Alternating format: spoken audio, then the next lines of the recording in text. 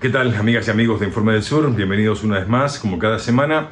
Nos encontramos aquí en Canal 2 de la CPE TV para contarle lo más importante que ha sucedido en nuestra Latinoamérica en los últimos 7 días. Nos vamos a ubicar en el comienzo en Ecuador y principalmente en la inacción del presidente Guillermo Lasso para resolver problemas importantes de ese país. Hoy marcan, francamente, un país a la deriva, a merced de los negociados o los negocios de las grandes empresas. El apoyo ciudadano al neoliberal Lasso es apenas del 10%. Vemos el informe.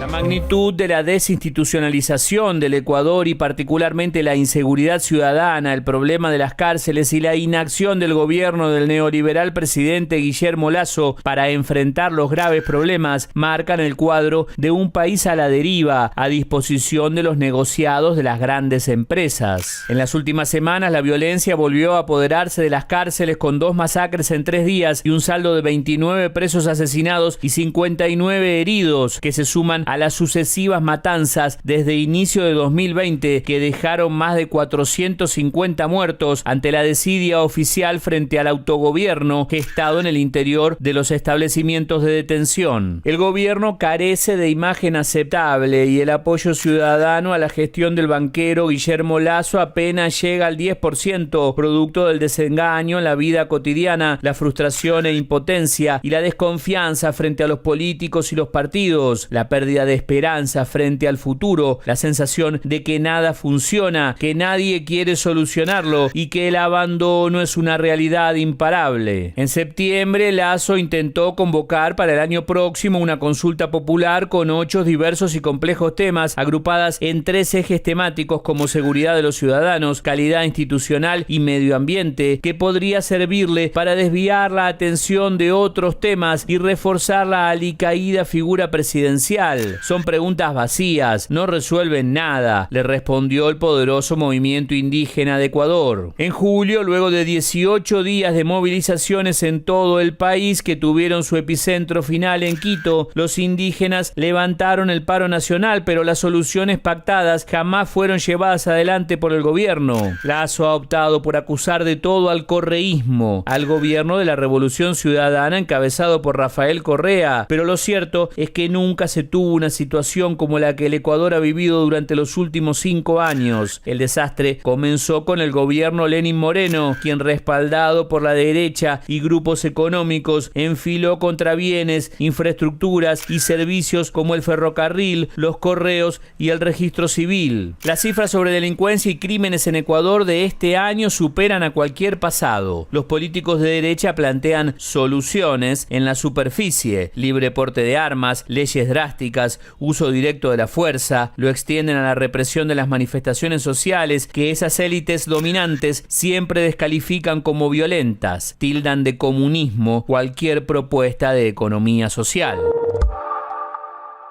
Muy bien, continuamos con más información. Vamos a hablar ahora de lawfare. No solamente el lawfare en Latinoamérica, sino también en la República Argentina, el que tiene como principal acusada en la causa de vialidad a la vicepresidenta Cristina Fernández de Kirchner.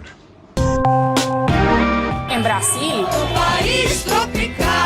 el juez Sergio Moro, que encarceló injustamente a Lula, fue finalmente el ministro de Justicia de Bolsonaro y hoy se postula para el Senado. En Ecuador, persiguieron y metieron preso al vicepresidente Jorge Glass y judicializaron a gran parte del correísmo. ¿Y sabes qué? En Argentina sucedió lo mismo, con Amado Vudú y con integrantes del kirchnerismo. En toda América Latina, el lawfare adquiere una forma de guerra judicial y mediática orientada a perseguir gobiernos y dirigentes populares. En las causas contra Cristina Fernández de Kirchner hay un denominador común. En todas se vulnera gravemente el debido proceso, una garantía fundamental del sistema republicano y democrático. Veamos algunos ejemplos. 1. Imparcialidad del juzgador. La normativa es clara. No puede haber la mínima sospecha de parcialidad de fiscales o jueces de un tribunal. Pero los jueces y el fiscal de la causa Vialidad jugaban al fútbol en la quinta de Mauricio Macri y se reunían con Patricia Bullrich. Sospechoso, ¿no? Además, los jueces Mariano Borinsky y Gustavo Hornos claves en las causas, visitaron la residencia presidencial cuando Mauricio Macri era presidente. Dime con quién andas y te diré para qué lado juzgas. 2. A su vez, existe un sistema de sorteo que permite dirimir la competencia de las causas, llamado juez natural. Pero en las causas contra Cristina Fernández de Kirchner se aplicó el forum shopping, una selección a dedo de tribunales. En abril de 2019, el matemático Adrián Paenza calculó las posibilidades de que el 90% de las causas contra Cristina Fernández de Kirchner cayeran en un mismo juzgado de los 12 habilitados, casualmente en el de Bonadío. Las posibilidades de que ello ocurra eran del 0,00000001777%, o sea, 2 posibilidades cada 1.000 millones. 3. Filtración de escuchas. Los medios de comunicación difundieron las conversaciones telefónicas privadas entre Cristina Fernández de Kirchner y sus funcionarios más cercanos. Charlas que muchas veces fueron registradas por servicios de inteligencia estatal. Un ejemplo extremo: pusieron micrófonos en establecimientos penitenciarios para escuchar de forma ilegal las conversaciones de los abogados defensores con los presos kirchneristas. 4. Delaciones premiadas. Durante el gobierno de Mauricio Macri se aprobó la ley del testigo arrepentido, usada para presionar a gente involucrada en las causas para que declarara en contra de Cristina Fernández de Kirchner a cambio de evitar la prisión. Un ejemplo: Marcelo D'Alessio, un falso abogado, extorsionaba a empresarios y les cobraba dinero para no vincularlos a la causa Cuadernos. ¿Casualidad? Parecería que no. Es el mismo guión que con Lula. ¿Se acuerdan? Y ahora es momento de hacer la primera pausa en Informe del Sur. No se olviden que nos siguen en las redes sociales, en nuestro canal de YouTube y también en nuestra fanpage de Facebook, precisamente con el mismo nombre, Informe del Sur. Vamos a una pausa y ya regresamos.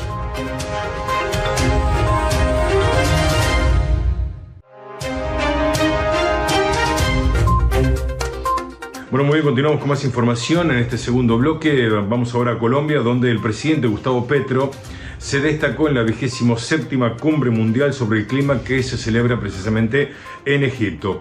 El mandatario señaló que el Fondo Monetario Internacional debe iniciar un programa de cambio de deuda por inversión en la adaptación y mitigación del cambio climático en todos los países en desarrollo del mundo.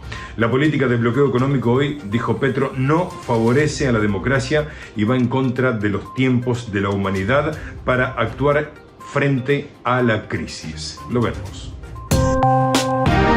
El presidente colombiano Gustavo Petro destacó en la 27 Cumbre Mundial sobre el Clima que se celebra en Egipto que la política de reforestación no reemplaza lo que debe ser la política para superar la crisis climática. No es más que dejar de consumir petróleo y carbón. Es hora de la humanidad y no la de los mercados, afirmó. La selva amazónica es uno. Colombia otorgará $200 millones anualmente durante 20 años para salvar la selva amazónica. Esperamos el aporte mundial, anunció. Colombia es la segunda potencia mundial en biodiversidad. Tenemos el 10% de las especies del mundo. Si la selva amazónica se quema, hay un punto de no retorno. Su destrucción provoca un camino hacia la extinción de la vida en el planeta, advirtió Petro, y entregó un listado de 10 pasos a seguir para hacerle frente a la problemática ambiental que afecta al mundo entero. Petro señaló que el primer eje de una política que supere con eficacia la crisis climática implica dejar de consumir petróleo e hidrocarburos. Los tiempos de la extinción que vivimos deben empujarnos a actuar ya y globalmente como seres humanos, con o sin permiso de los gobiernos. Es la hora de la movilización de la humanidad toda. El presidente colombiano dijo que es el mercado y la acumulación de capital quien produjo la crisis climática y no serán jamás su remedio, y aseguró que solamente la planificación pública y global multilateral permitirá pasar a una economía descarbonizada mundial. El presidente colombiano señaló que está en manos de la política mundial, en la movilización de la humanidad, corregir el rumbo y no el acuerdo de tecnócratas influidos por los intereses de las empresas del carbón y el petróleo. Dijo que es necesario salvar los pilares del clima del planeta. Petro señaló que los tratados de la Organización Mundial de Comercio y el Fondo Monetario Internacional van en contra de la solución de la crisis climática y se deben supeditar a los acuerdos de la COP y no al revés. dólares. Expuso que el FMI debe iniciar el programa de cambio de deuda por inversión en la adaptación y mitigación del cambio climático en todos los países en desarrollo del mundo. Petro concluyó que la banca privada y multilateral del mundo debe dejar de financiar la economía de los hidrocarburos. De inmediato hay que iniciar las negociaciones de la paz. La guerra quita el tiempo vital de la humanidad para evitar su extinción.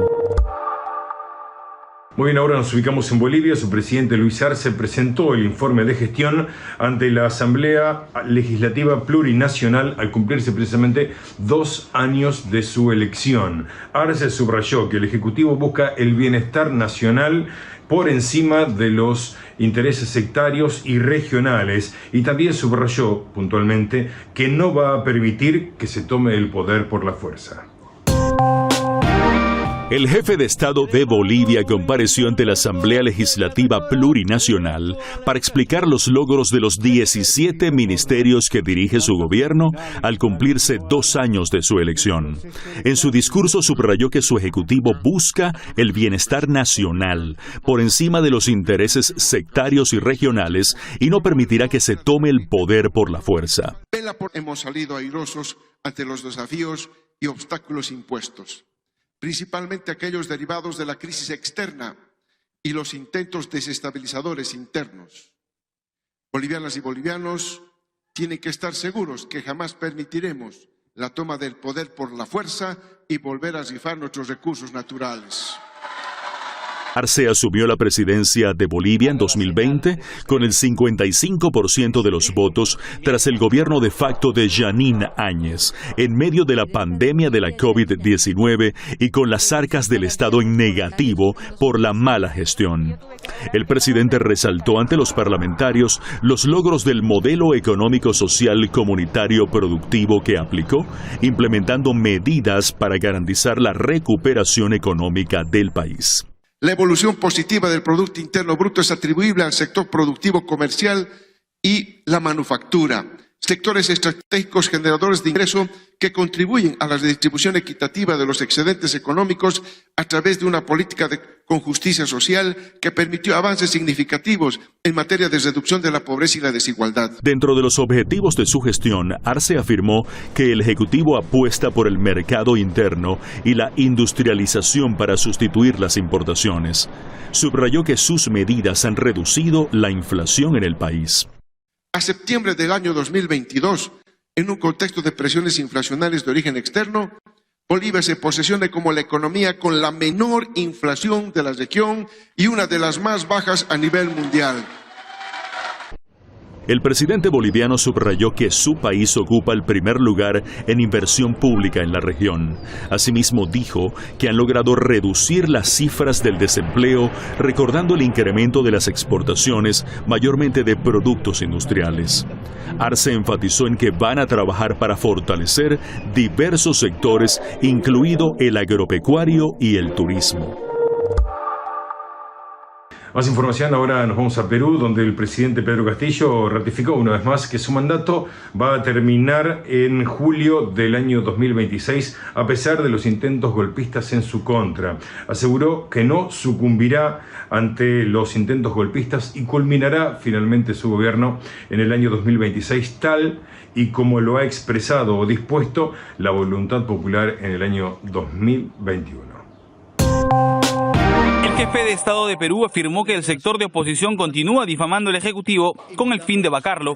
Ante esta situación, Pedro Castillo aseguró que no sucumbirá ante estos intentos golpistas y culminará su gobierno en julio del 2026, tal y como lo ha dispuesto la voluntad popular en las elecciones generales. Pretenden doblegarnos hoy con desinformaciones, con falsas acusaciones, para que renunciemos a nuestra voluntad de cambio que el país necesita y aceptemos siempre el poder de los que no quieren a los humildes, los que no quieren ver al frente a los pobres, a los ciudadanos, que afrontan tremendas desigualdades en el Perú. Me tendrán hasta el último día de mi mandato, porque mi pueblo así lo ha decidido. Tras el discurso de Pedro Castillo al pueblo peruano garantizando su gobernabilidad, el sector de la oposición lo ha considerado como una amenaza por omitir sus ataques golpistas. Es curioso cómo Cuando el presidente anuncia cumplir un mandato que tiene como fuente de legitimidad la voluntad popular, es una amenaza, pero cuando se anuncian golpes o vacancias sin fundamento, suspensiones sin una acusación, sin una investigación contundente, eso no es una amenaza, ¿no?, al orden democrático. Entonces, el fondo del asunto es que la derecha, la oligarquía de nuestro país, se ha acostumbrado a tener todo el poder y lo que siente que le han arrebatado es el Estado, el gobierno, quiere recuperarlo y así se explica por qué esa animadversión, esa estrategia de acoso y derribo tan fuerte y tan vehemente. Debido a las confrontaciones entre el Ejecutivo y el Congreso, muchos problemas más urgentes del país han sido desatendidos, generando así una frustración en el pueblo peruano. Que la gente y el pueblo no esté comprando su discurso, no esté siguiendo sus consignas, y más bien esté buscando, creyó encontrar un símbolo y una figura de cambio en Pedro Castillo, y probablemente buena parte de ellos estén decepcionados, frustrados, cansados, pero no quiere decir que van a encontrar o van a buscar nuevos símbolos y nuevas consignas en los sectores de derecha, oligárquicos y blancos de este país. Aquí hacemos una nueva pausa en Informe del Sur y ya regresamos con toda la información.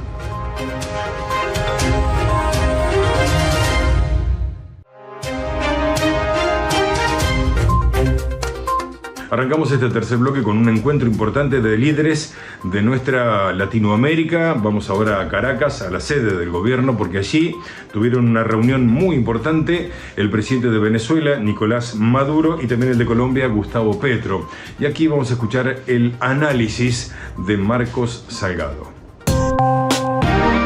El Palacio de Miraflores, la sede del gobierno en Caracas, fue escenario de un encuentro muy esperado, el de los presidentes de Venezuela, Nicolás Maduro, y el presidente de Colombia, Gustavo Petro. Un encuentro que tuvo los protocolos de las visitas oficiales de jefes de Estado. Petro y Maduro revistaron tropas de la Guardia de Honor Presidencial, las banderas con los colores iguales de Colombia y Venezuela flamearon juntas en la tarde de Caracas, y los dos presidentes se saludaron varias veces para que quede la foto en el registro. Es el primer encuentro entre mandatarios de Venezuela y Colombia en 6 años. El último encuentro había sido en agosto de 2016 entre el presidente Maduro en su primer mandato y el presidente Juan Manuel Santos de Colombia, pero más que una visita oficial fue solamente un encuentro de trabajo para llegar a acuerdos sobre la compleja frontera común, acuerdos que nunca se llevaron a término. Por el contrario, lo que siguió fueron estos años de tensión creciente con la llegada de un discípulo de Álvaro Uribe, Iván Duque, a la presidencia en Colombia, quienes, recordemos, convirtieron a Colombia en el cuartel general de la desestabilización contra Venezuela. De allí vinieron intentos de irrupción, mercenarios, intentos de golpe de Estado, todo según un libreto escrito en Washington en la administración Trump. Una tensión que no paró de crecer y que estuvo varias veces a punto de escalar en el terreno militar directo. Desde ese punto de vista, la llegada de Petro a la Casa de Nariño marca el fracaso de esa política de conspiración y confrontación. Los presidentes Maduro y Petro hablaron incluso de restablecer la coordinación de organismos de inteligencia de los dos países para atacar la acción de bandas armadas en la frontera. Según Petro, esa zona está hoy en manos de mafias y acordó con Maduro en que hay que recuperarla por completo. Petro también dijo que este encuentro tiene que aportar hacia una integración regional real, no en los papeles, y le pidió a Maduro que Venezuela vuelva al sistema interamericano de derechos humanos y también a la comunidad andina de naciones. Esto último, según dijo Maduro, estaría prácticamente acordado. La llegada de Lula a la presidencia en Brasil a partir de enero le dará un nuevo tono a la relación entre vecinos. Se habla en Caracas incluso de un encuentro entre los tres, Lula, Petro y Maduro, el año que viene. Está claro que para el continente y especialmente para la asediada Venezuela, estas son muy buenas noticias. Como decía el presidente Petro ayer en Caracas, ahora hay que lograr que esa integración no sea solo en los papeles y sea, en definitiva, también un cortafuego contra las pretensiones de Estados Unidos de recuperar control en el continente. Y ahora nos metemos con una situación en particular que sucede en la República Argentina, especialmente en la capital federal. Los trabajadores de la salud anunciaron un paro por tiempo indeterminado en reclamo de un urgente aumento salarial con un piso de 200.000 pesos y la incorporación urgente de nuevos profesionales. Rodríguez Larreta, uno de los presidenciables del PRO, hace semanas que no brinda ninguna respuesta a los trabajadores de la salud. Hoy es el 15º día de paro de forma consecutiva y nuestro reclamo es la recomposición salarial y el aumento y el salario ART y seguro de mala praxis para los concurrentes que no gozan de ninguno de estos derechos. En el día de hoy, finalmente, los gremios se han adherido a nuestro reclamo, un reclamo que hemos iniciado nosotros de una forma autoconvocada como residentes y concurrentes. Hay muchísimas agrupaciones que incluyen tanto a personal médico como no médico, y que acompañan a nuestro reclamo, que es lo que te comentaba antes, la recomposición salarial y el salario ART y seguro de mala praxis para concurrentes. Nuestro salario ha quedado realmente muy por debajo de la canasta familiar. Hoy en día un residente cobra aproximadamente 350 pesos la hora. Y por otro lado tenemos concurrentes que son trabajadores gratuitos que directamente no cobran salario. Parece increíble, pero eso es lo que sucede en la ciudad de Buenos Aires, ¿no? Por primera vez hemos logrado arrancarle un paro a médicos municipales, Federación, ATE, SUTECBA, entre otros, y además hemos recibido el apoyo no solamente de enormes cantidades de médicos de planta y profesionales de planta, sino también de residentes de otras jurisdicciones. Acaban de llegar miles de compañeros de residentes de provincia, compañeros que dependen de la Universidad de Buenos Aires y de otros sectores en apoyo por esta causa que entendemos no solamente justa, sino que es urgente y es emergente que haya una respuesta y una solución por parte de un gobierno que pareciera no escuchar nuestros reclamos, ¿no? Bajo ningún aspecto vamos a aceptar un acuerdo que se cierra a nuestras espaldas.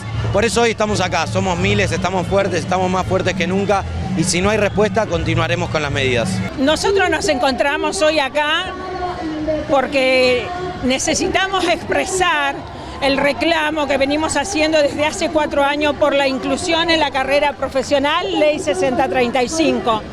Nos dejaron fuera de la carrera profesional a los licenciados en enfermería, licenciados en bioimágenes y licenciados en instrumentación quirúrgica, como así también a los licenciados en psicomotricidad.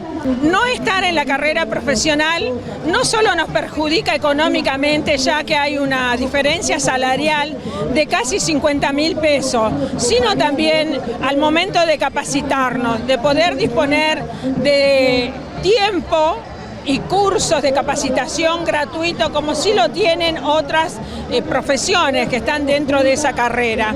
Nos fueron dando migaja a lo largo de estos 4 años de reclamo con el fin de que renunciáramos a la lucha, pero persistimos y vamos a seguir persistiendo hasta que la inclusión se haga efectiva.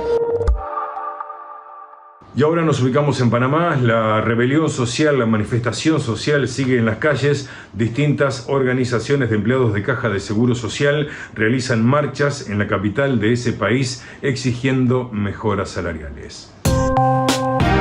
Continúan las manifestaciones sociales en las calles panameñas. Este martes 8 de noviembre, distintas organizaciones de empleados de la Caja del Seguro Social realizaron una marcha en la capital del país. Es que los trabajadores de la Caja hemos estado siempre luchando por la no privatización para un servicio de salud y seguridad social pública de calidad y oportuna, cosa que las distintas administraciones nos han negado y que la actual pretende aumentar las cuotas, la edad de jubilación y los años de cotización y también implementar las administraciones de pensiones privadas. A pesar de que estos trabajadores denuncian que han venido reclamando mejoras salariales a través de los últimos años, no solo han obtenido falta de atención por parte de las autoridades, Al menos 30 funcionarios fueron destituidos en medio de la actual negociación, lo que constituye una clara violación a sus derechos. 32 funcionarios destituidos sin ninguna causales porque están acostumbrados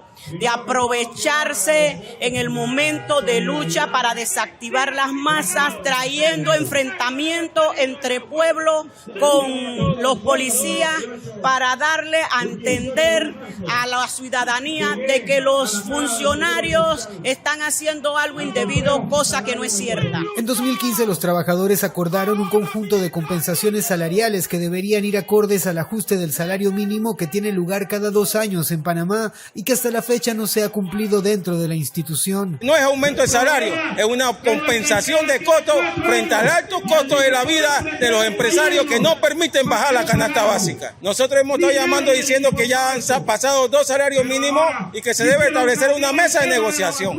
Y le hemos mandado las 4 organizaciones pliego a la administración y le hemos dicho que creemos en la comunicación, en la paz y el entendimiento. Los manifestantes junto a las autoridades de la Caja del Seguro Social sostendrán una reunión el próximo 9 de noviembre, en la que además de obtener respuestas favorables en cuanto al tema monetario, esperan el reintegro de los funcionarios apartados y que cese la persecución que vienen denunciando contra la actual administración. Nosotros creemos que por lo menos es el momento de que se haga un alto y que por lo menos se cumpla con lo que nosotros estamos exigiendo. Nosotros estamos exigiendo que se revise nuestra escala salarial. Y hasta aquí lo más importante de la semana, según nuestra propia mirada, en este resumen que llamamos Informe del Sur y que lo compartimos a través de Canal 2 de la CPE-TV. Dios mediante, la semana que viene estaremos aquí con más información. Muchas gracias.